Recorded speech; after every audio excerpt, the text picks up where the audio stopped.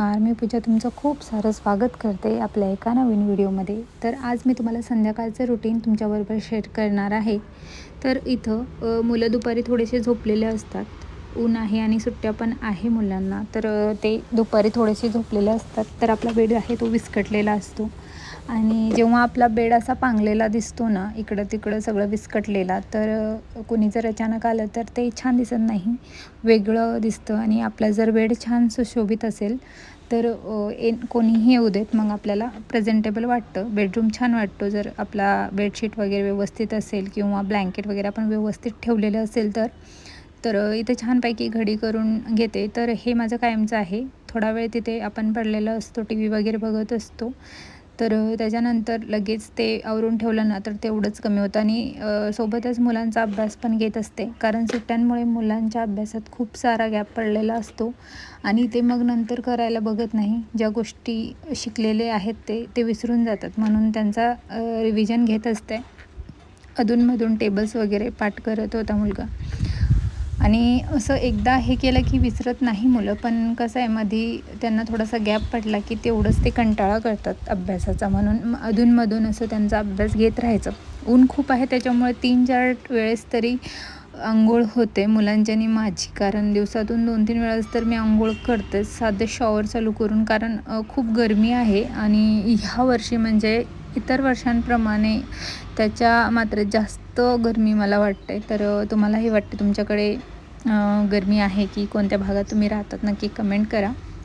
त्याच्यानंतर इथं आरोचं पाणी आहे जो मी माठात ठेवते. फ्रीजमधलं पाणी अजिबात मुलांना किंवा तुम्ही स्वतः घेऊ नका, कारण उन्हाचं टेम्परेचर खूप आहे, त्याच्यामुळे आपण जास्त थंड पाणी पिलं तर आपल्या शरीरावर त्याचे वाईट परिणाम दिसून येतात. म्हणून माठातलं पाणी किंवा नॉर्मल टेम्परेचरवरचं पाणी प्या.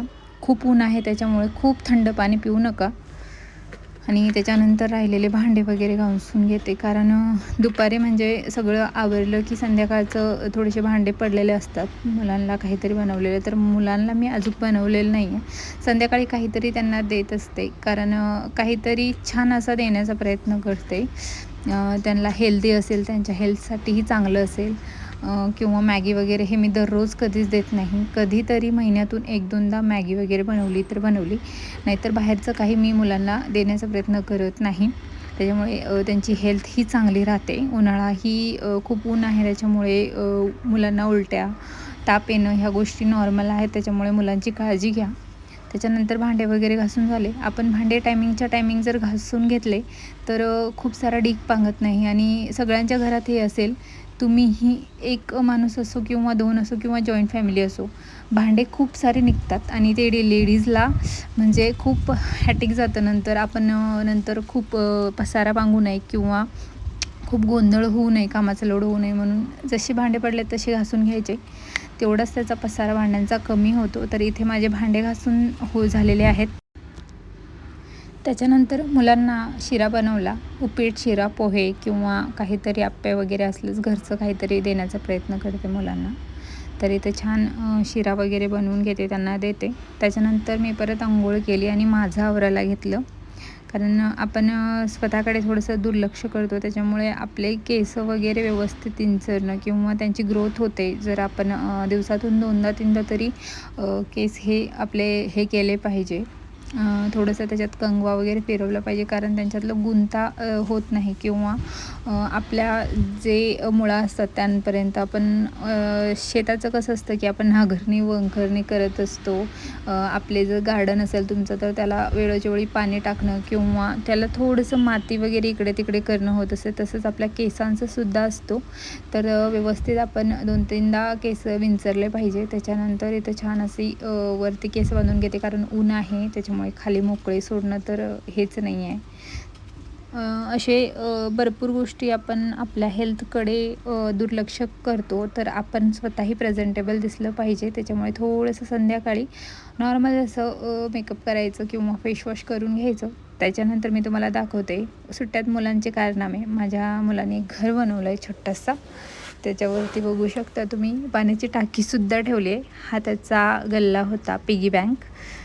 ती जुनी झाली फोडली, त्याच्यानंतर त्याने असं इथं लावलेलं आहे. पाण्याची टाकीसारखीच दिसते बघा. मुलं काय करतील त्याचं हे नाही आहे. त्याच्यानंतर संध्याकाळी थोडंसं मी पाणी टाकत असते झाडांना. मला खूप छान वाटतं, कारण घरात झाडं असणं खूप इम्पॉर्टंट आहे. कारण पोल्युशन खूप झालेलं आहे, त्याच्यामुळे झाडांमुळे जी पॉझिटिव्ह एनर्जी आपल्या मनामध्ये येते किंवा सभोवताली राहते, त्याची एक वेगळीच ही आहे. त्याच्यामुळे झाडांविषयी खूप जवळचं नातं असावं माझं, असं मी मानते. कारण प्रत्येक वेळेस मला झाडांसोबत राहणं किंवा झाडांसोबत थोडंसं बोलतात झाडं आपल्याला, असं वाटतं जेव्हा आपण सतत त्यांच्या सभोवताली वावरत असतो. त्याच्यानंतर झाडून वगैरे घेते, कारण संध्याकाळची थोडीशी क्लिनिंग केली की मग सकाळी खूप सारा पसारा वाटत नाही. संध्याकाळी दररोज झाडू वगैरे मारलीच पाहिजे, आणि संध्याकाळची वेळ ही लक्ष्मी येण्याची वेळ असते, असे माझे आजोबा सांगायचे. तर त्यावेळेस आपले घरचे दरवाजे, खिडक्या वगैरे थोडीशी उघडी ठेवायचं. तर इकडचा दरवाजा मी ठेवला आहे, आणि तो पुढचा दिसत असेल तो गॅलरीचा दरवाजा आहे, तो बंद आहे.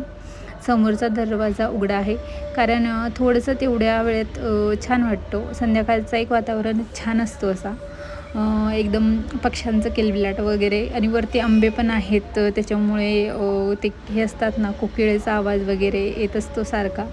तुम्हाला पुढच्या व्हिडिओमध्ये मी नक्की ते आंबे वगैरे दाखवेन, कारण सिटीमध्ये असूनही आंबे आहेत एवढे, तर नक्की बघा. त्याच्यानंतर झाडू वगैरे झालं, त्याच्यानंतर वेळ येते देवपूजेची. झाडून लोटून झालं की छान अशी देवपूजा करून घेते, दिवा वगैरे लावते. संध्याकाळी अगरबत्ती, दिवा वगैरे, धूपदीप लावलं तर खूप प्रसन्न वाटतं आपल्या मनालाही. जर तुम्ही कितीही टेन्शनमध्ये असाल तर थोडंसं झाडांपाशी किंवा देवळात जाऊन बसला, किंवा आपल्या घरातल्या जो देवघर आहे त्याच्याजवळ जो जाऊन बसला, अगरबत्ती लावली, दिवा प्रज्वलित केला, तर खूप छान असं वाटतं. मनाला थोडीशी शांतता भेटते. मला तर पर्सनली ह्या गोष्टी करायला खूप आवडतात. असं माझं एक रुटीन ठरलेलं आहे की संध्याकाळी आणि सकाळी दिवा लावायचाच. तर इथं देवपूजा करून घेते, आणि खूप सारे भांडे झालेले आहेत. त्याच्यामुळे आता विचार केला की जे भांडे मला दररोज उपयोगात येत नाही ते मी पॅक करून ठेवणार आहे. कारण जेवढे भांडे असतात तेवढे भांडे निघतात दररोजचे, आणि त्याच्यातले काही भांडे असे असतात की त्याचा उपयोग नसतो वरती, तरी आपण ठेवलेले असतात. त्याच्यामुळे आपला कामाचा लोड तेवढाच वाढतो. त्याच्यामुळे आता भरपूर भांडे आहे, जे ते अर्धे ठेवलेले आहे मी, तरी भांडे ठेवून द्यायचा विचार चालला आहे. तर तोही व्हिडिओ मी तुमच्याबरोबर नक्की शेअर करेल. माझा व्हिडिओ तुम्हाला आवडत असतील तर नक्की माझ्या चॅनलला सबस्क्राईब करा, लाईक करा, आणि तुमच्या मित्रपरिवारामध्ये शेअर करा. आता पुढे जेवणाचं आज काय, चपात्या, आणि मुलांचा हट्ट चाललेला होता की हॉटेलवर जाऊन काजू करी खायची आहे, तर मी घरीच बनवली. तर काजू करीची रेसिपी एकदम सोपी आहे, तेही मी तुमच्याबरोबर नक्की शेअर करेल. तर अशी इथं देवपूजा झालेली आहे. किती छान असं प्रसन्न वाटतं जेव्हा आपण देवपूजा करतो. त्याच्यानंतर मी चपाती करून घेतली आणि काजू करी. परत भेटूया आपण एका नवीन व्हिडिओमध्ये. तोपर्यंत धन्यवाद.